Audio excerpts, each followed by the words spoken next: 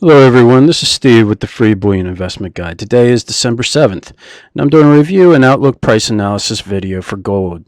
This is gold's daily chart.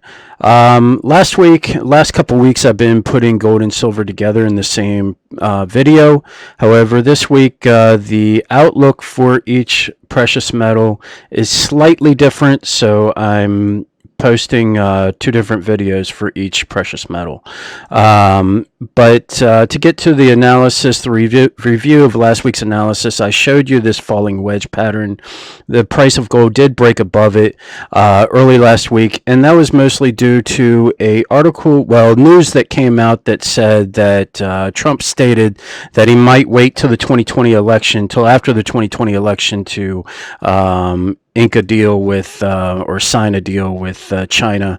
However, there is a lot of as you know, the markets have been rising the last couple of weeks. There's been optimism about the trade deal, and there's really a lot of unknowns as far as the trade deal goes. And I'll get into that as far as the outlook here in a minute. So that helped Trump's words help the rise of gold, because as long as the negatives are out on the trade deal, that will help gold and silver.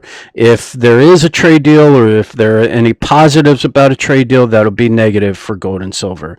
On Friday, we had the non-farm payroll report come out, and let me find that here real quick. And that came out clearly above expectations. It was 266,000 versus the expectation of 180,000.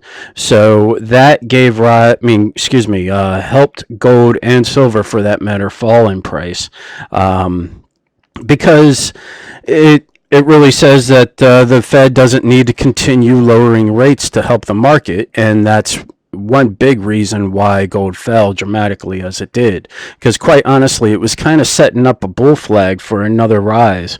But traders were clearly waiting to see what came out of the news, and it wasn't what they wanted to hear, so they sold off gold. So that takes care of the review of last week's analysis for the outlook. For this week, I'm showing a channel inside of a channel. We have this large descending channel, which gold has been trading in for quite a long time, for at least a month. And now I'm going to put this in a different, I guess a purple line will really do. But we got a channel inside of a channel. We got a rising channel or ascending channel inside a larger descending channel. And there really is no other patterns to find, especially with this latest movement on Friday. As I was stating before, we did have what looked like a small bull flag taking shape, but then Friday's news just shot that to you know where, and the price of gold fell in price. So I'm showing a ascending channel. Gold is in oversold territory on the MACD and in the RSI slightly. On the 4-hour chart, we can see that that latest drop here was extreme, to say the least. So we'll likely see a bounce to the upside, and we should see the MACD on the 4-hour chart change directions. So that is a good sign for gold, that it may trade inside this channel. Now 1480 is a strong resistance level technically, so that is another thing to pay attention to.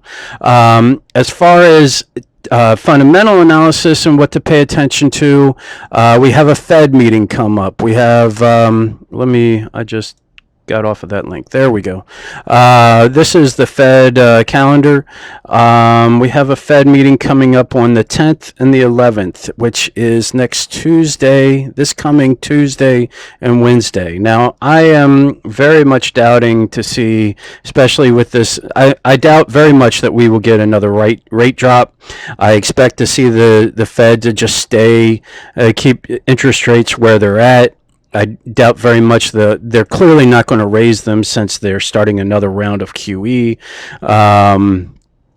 So that will it will likely not do much for the gold market, to be completely honest with you. The market wants to see rate cuts, but I think I mean, we may see it continue to, we may see this channel being broken to the downside, to be completely honest with you, when that news comes out. Maybe the market expects a little bit more out of the Fed. But that's one thing to keep your eyes on.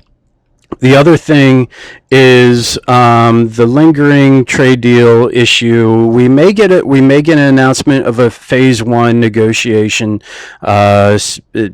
some kind of tentative deal, but there is supposed to be tariffs to be imposed on December 15th, which is next Sunday.